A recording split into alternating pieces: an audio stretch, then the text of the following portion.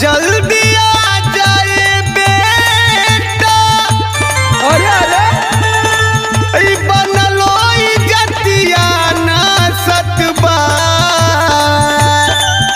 ये तू का तो बाबू आई सुन सुनावा। छम छम मोबाइल बाजत बा, छम छम मोबाइल बाजत बा, छतवे पापा तोहिया नाचत बा।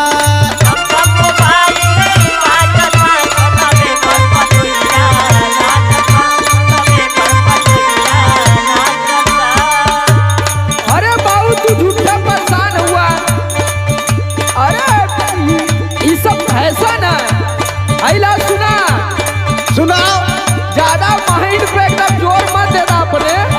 अरे ताकि तक तोहू देख ले, तोहू संभाल ले कुछ दिन। सुना और टेंशन के बात कवनो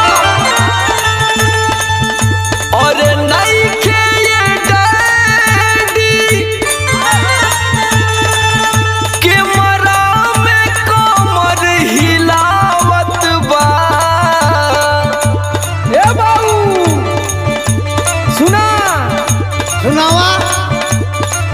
इंटरनेट चलावत बा, इंटरनेट चलावत बा, शॉर्ट वीडियो पतोहिया बा।